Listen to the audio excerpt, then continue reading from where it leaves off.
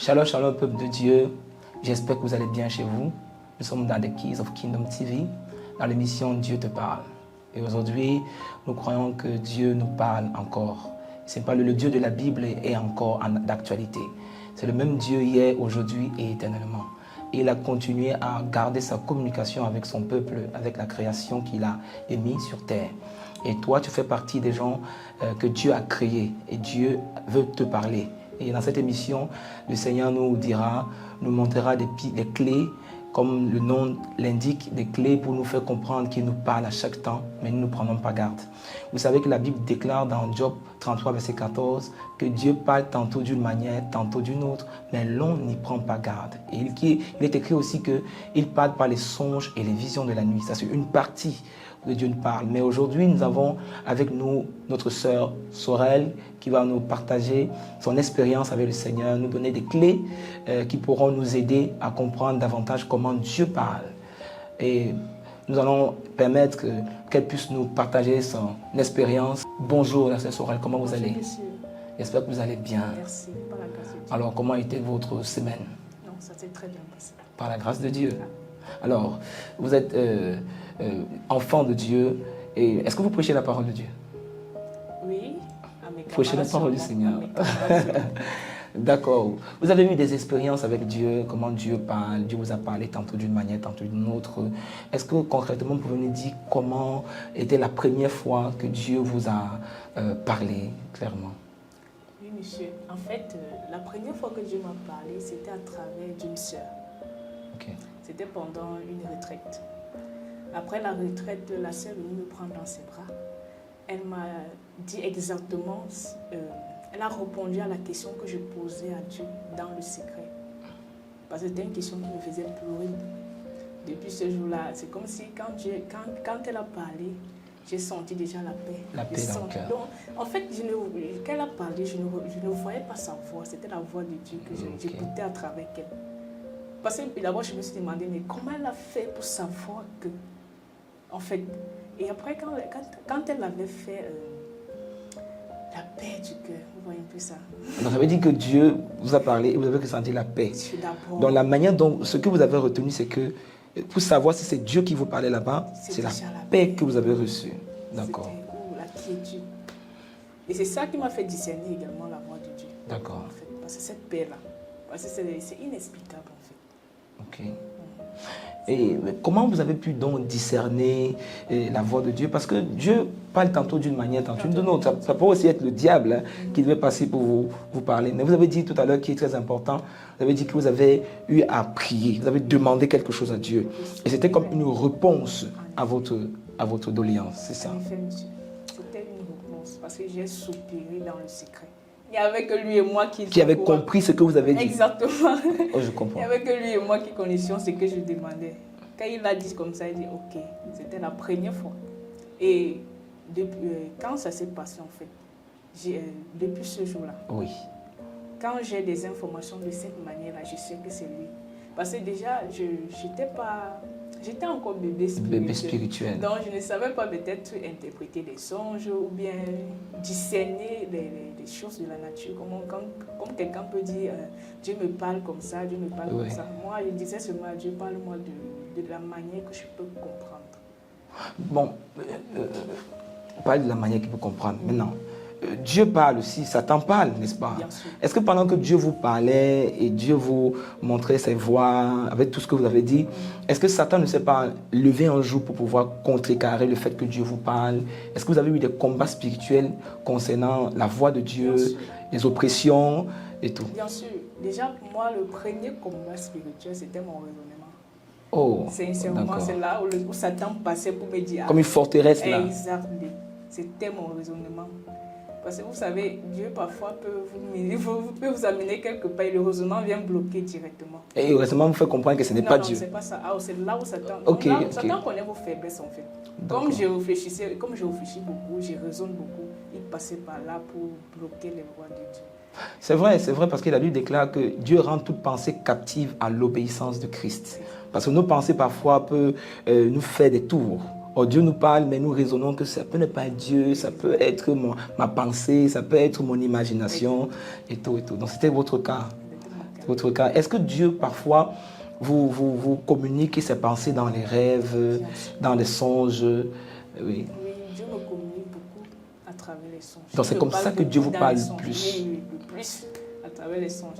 Il suffit peut-être que je fasse une prière avant de dormir et peut-être pendant la nuit, il me donne soit la réponse à travers le songe ou bien il révèle parfois la face de mes ennemis. Donc si je comprends bien, vous, donc, quand vous priez devant le Seigneur, vous dites Seigneur, maintenant tu dois me parler. Allez, vous partez dormir. Il va vous révéler dans les rêves. Pas maintenant. Il y a des sujets prompts. Ok. Que Dieu peut vous répondre tic au tac. Il y a des sujets que tu prends peut-être, c'est après 1 an, c'est après 6 mois. Mais tu sais que tu avais élevé ce sujet à Dieu. À Dieu. Oui. Donc ça dépend de ce que tu as dû demander. Si tu dis peut-être Seigneur, révèle la face de mes ennemis, tu ne vas pas dormir voir tes ennemis. Non. Il utilise certaines méthodes. C'est à toi de savoir que en fait, c'est Dieu qui parle. Et ce qui est bien avec la voix de Dieu, c'est que parfois il commence par dire un mot. Oui. Après, il termine la phrase en fait. Donc, c'est pas à pas. Il dit un mot, c'est peut-être dans une période de peut-être 6 mois que tu te rends compte, ok, en janvier, il avait dit telle chose, en février, telle chose. Tout ça voulait dire telle chose. Ah, c'est comme une pièce de puzzle qu'il faut réunir pour comprendre la voix de Dieu. Tout ça, boum, comme ça là. C'est pourquoi c'est très important aussi quand Dieu nous parle. Même dans un songe, en fait, il n'y a qu'une partie qui est très intéressante. Parce qu'il y a d'abord un côté là qui t'amène dans l'univers après.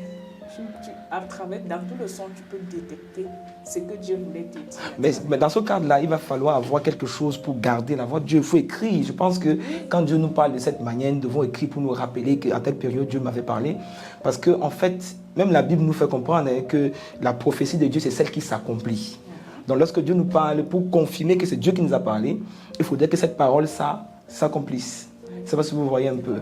Mais dans votre parcours, est-ce que vous avez eu à voir des signes qui démontraient la voix de Dieu? Est-ce que Dieu vous parlait par des signes et tout ça? Bien sûr. Bon, Dieu parle beaucoup aussi par des signes. Déjà, c'est le problème, c'est qu'on n'est pas parfois très sensible aussi. C'est pour ça qu'ils utilisent parfois d'autres méthodes. Parce que parfois on voit des signes, on dit peut-être c'est le hasard. Mais ça peut être le diable aussi qui... C'est une coïncidence. Je vous ai dit que lorsqu'on a une intimité profonde avec Dieu, l'enfant du diable devient petit. Lui-même, il a peut-être peur de nous approcher. Parce que oui, sincèrement, lorsqu'on a une intimité forte avec le Seigneur, c'est sa voix que tu écoutes. Le diable peut profiter de certaines failles. Mais quand tu es tout le temps en constante communion avec lui, il est impossible que le diable vienne te filer quoi que ce soit. Donc c'est comme si la voix de Dieu grandissait et la voix du diable diminuait. Et comme on disait tout petit, attends, il y a une petite voix dans ton cœur qui parle, il y a l'autre voix là qui te dit, vole la viande dans la mamie. Ok. C'est un peu ça. Donc c'est la voix de Dieu qui disait qu'en fait, ne prends pas, c'est pas bien, qui grandit pendant que tu grandis avec lui, pendant que tu as une forte intimité avec lui. Alors, Dieu, mais j'aimerais aussi dire à ceux qui nous écoutent que Dieu n'est pas limité dans les songes, dans les rêves et dans les visions. Dieu utilise même la nature pour nous parler. Dieu utilise même nos enfants pour nous parler. Il utilise même notre activité, même les réseaux sociaux, Dieu utilise pour nous parler. Seulement, nous devons être connectés dans les bons réseaux sociaux. Nous devons vraiment faire de notre temps la priorité pour le Seigneur, afin qu'il puisse nous parler. Mais je pense aussi, quand nous donnons le temps à Dieu, n'est-ce pas? Quand nous donnons notre tour à Dieu, Dieu nous parle facilement aussi. Vous voyez, on est plus ouvert à la voix de Dieu lorsqu'on donne tout d'abord pour le Seigneur. C'est important de le dire parce que certaines personnes qui nous écoutent peut-être ont trop d'occupations, certaines sont dans le travail, n'ont peu de temps de lire leur Bible par exemple, peu de temps de communier, de prier et ils voudraient que Dieu leur parle. C'est une réalité justement parce qu'il y a des périodes où je travaille beaucoup. Oui. Et quand je travaille beaucoup, même quand Dieu me parle, je ne suis pas très disposé à comprendre ce qu'il me dit. Parce que soit tu sors très tôt le matin, tu es rentré très tard, et puis tu es fatigué, tu soupies juste. Même pendant la nuit, parfois tu es même susceptible d'oublier les songes que tu as fait dans la nuit parce que tu je sais pas, ton idée quelque part, il faut automatiquement que tu fasses ta routine journalière. Effectivement. Parce que c'est vrai ce que tu dis, parce que dans ma manière de fonctionner avec Dieu, quand je sors le matin, par exemple, je dis à Dieu, Seigneur, aujourd'hui conduis-moi. Tu vois, je me remets entre les mains de Dieu. Alors que je me remets entre les mains de Dieu, je m'attends à ce qu'il me conduise. Donc, la voix qui arrive dans la journée, je sais que c'est Dieu qui me parle parce que je me suis déjà remis entre ses mains. C'est parce que vous voyez un peu. Donc, parfois, c'est très important. Il y a peut-être un étudiant ici qui pose la question à Dieu.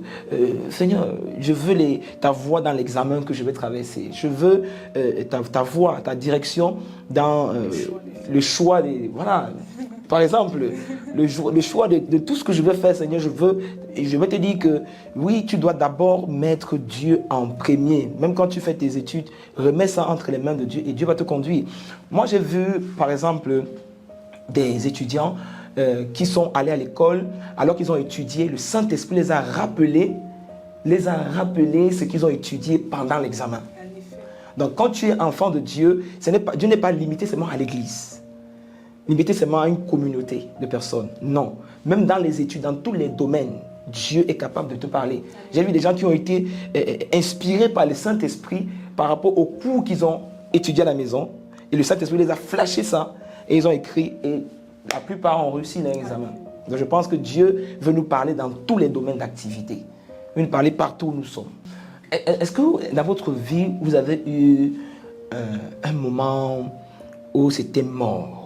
Ou bien un moment où vous n'avez pu écouter la voix de Dieu, comme par exemple ce que la Bible nous dit sur Abraham. Par exemple, il y a un moment où il n'a pu écouter Dieu le parler.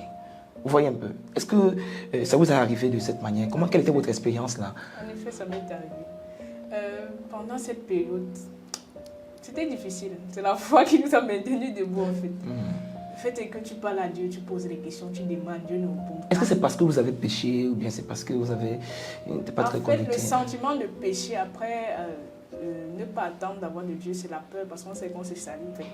On sait que Dieu est 3 fois saint. On ne peut pas partager la sainteté. Donc on fuit la présence de Dieu. C'est nous qui fuyons dans le désert, c'est nous qui fuyons Dieu.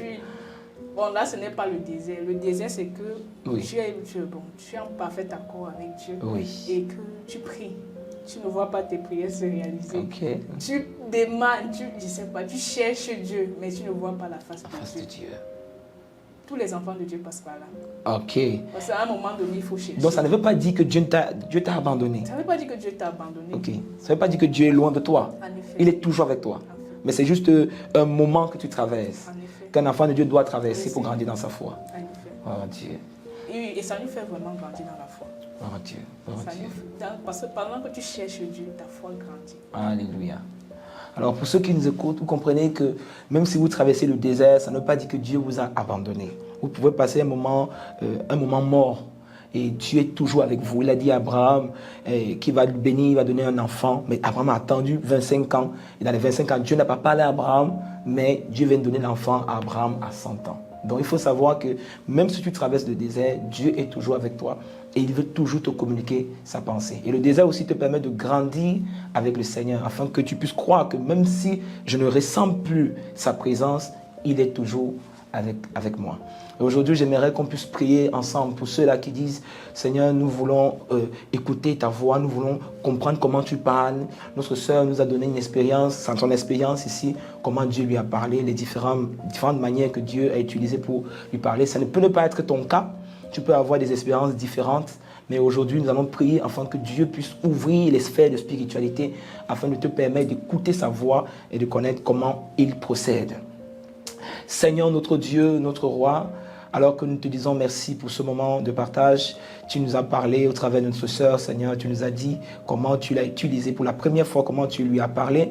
Nous venons prier au nom de Jésus, le Fils de Dieu, que tu puisses ouvrir notre entendement spirituel, que tu ouvres nos différentes voix audibles, afin que nous puissions écouter ta voix, Seigneur. Nous soupirons devant toi, nous voulons comprendre comment tu parles. Pour ceux qui sont là, oh Dieu, dehors, qui sont en train d'écouter cette émission, qui disent, Seigneur, je voudrais que tu me parles, je ne voudrais plus marcher par un homme, je ne voudrais plus marcher par mes sentiments, par mes émotions. Nous prions, Seigneur, que toute chaîne qui les retient en captivité soit brisée dans le nom de Jésus.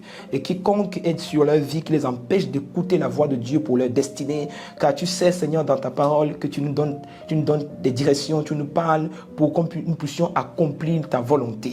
Seigneur, nous prions au nom de Jésus, que tout le monde qui nous écoute maintenant soit libéré du joug de la stérilité au nom de Jésus. Amen. Que cette stérilité qui empêche le peuple de Dieu d'écouter ta voix soit brisée au nom de Jésus. Que ceux qui ont porté sur eux l'opprobre, pauvres, Seigneur. Pardonne-les et justifie-les au nom de Jésus.